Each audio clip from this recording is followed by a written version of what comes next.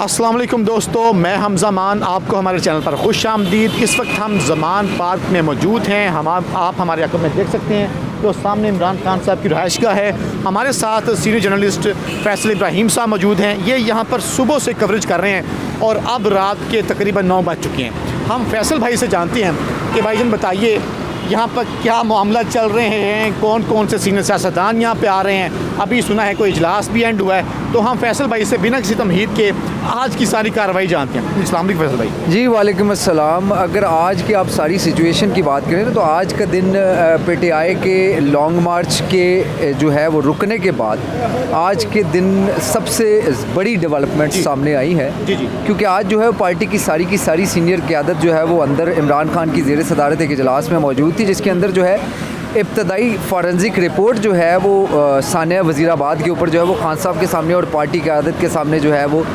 मुशीर दाखिला पंजाब जो है वो उमर सरफराज चीमा उन्होंने पेश की। अच्छा।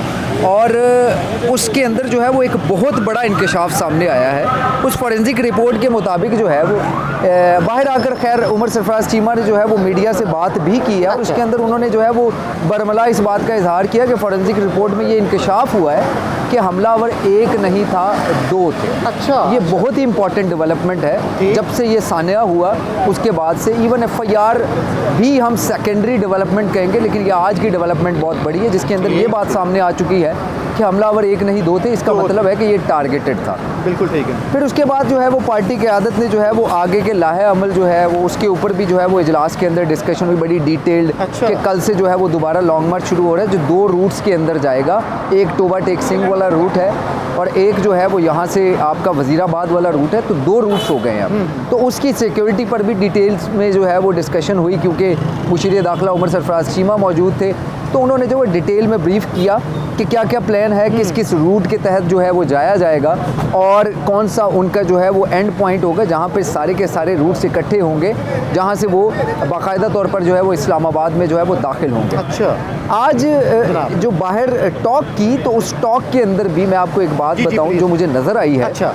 कि इस बार जो है वो लीडरान का जो एटीट्यूड था वो एग्रेसिव था। अच्छा।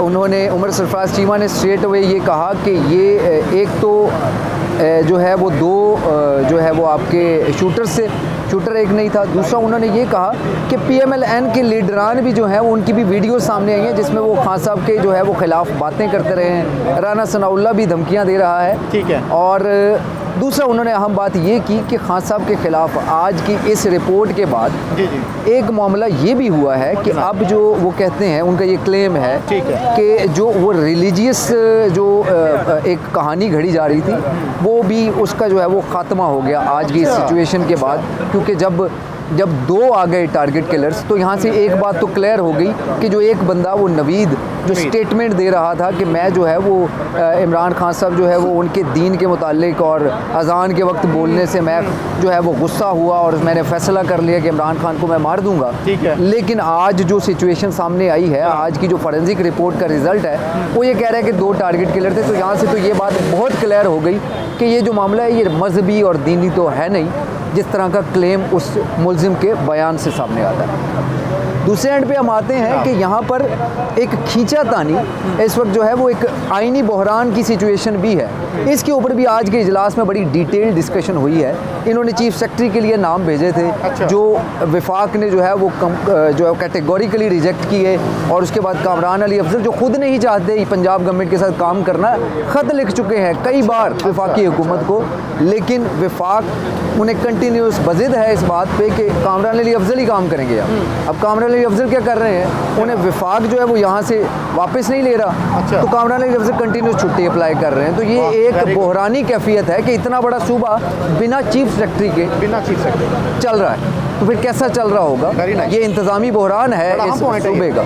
तो उसके ऊपर भी आज डिटेल में डिस्कशन हुई है कि क्योंकि यहाँ पे जो लीडरान गुजरे, फवाद चौधरी गुजरे, उसके बाद जो है वो हमने ये क्वेश्चन भी रेज़ किया, हमने उमर सरफराज चीमा से भी ये क्वेश्चन रेज़ किया था। उनका तो ये जवाब था कि 18वीं तरमीम के बाद सूबे आज़ाद हो जाते हैं अपने इंतज़ामी मामलात में, तो वफाक मुदाखलत नहीं कर सकता।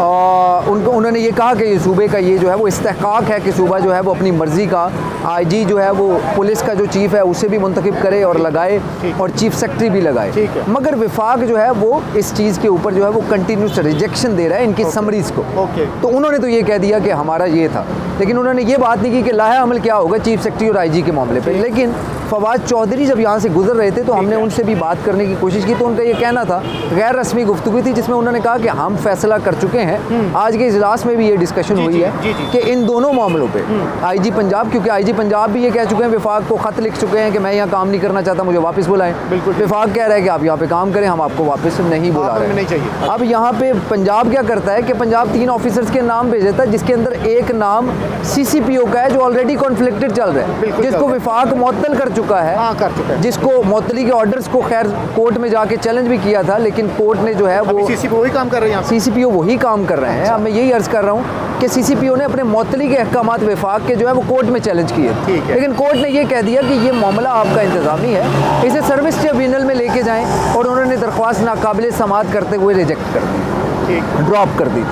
अब उसके बाद सिचुएशन वही है कि विफाक ने कल दोबारा खत लिख दिया सीसीपीओ को। अच्छा। कि आप इमीडिएटली सरेंडर करें वरना आपके खिलाफ कार्रवाई होगी। अच्छा। अब वो जो महमूद डोगर हैं वो सरेंडर नहीं कर रहे। दूसरी सिचुएशन ये बन गई कि पंजाब ने यहाँ से जो समरी भेजी उसके अंदर जो 3 नाम भेजे हैं उसके अंदर नाम महमूद डोगर साहब का भी भेज दिया है कि उन्हें आप आईजी लगा दें।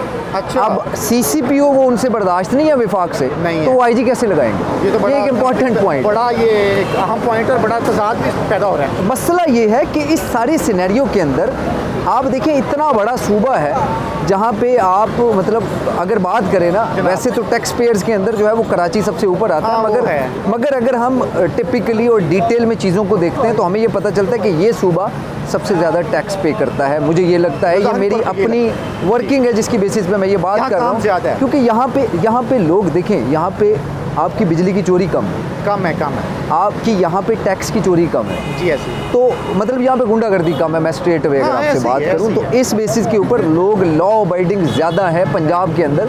तो पंजाब जैसे इतने बड़े सूबे को बिना चीफ सेक्रेटरी के, बिना आईजी पंजाब के चलाना, ये एक सवालिया निशान है पंजाब गवर्नमेंट पे नहीं, मैं विफाक पे कहूँगा, क्योंकि विफाक की जिम्मेदारी है। स्टेट जो होती है ना वो उसका रोल होता है माँ का।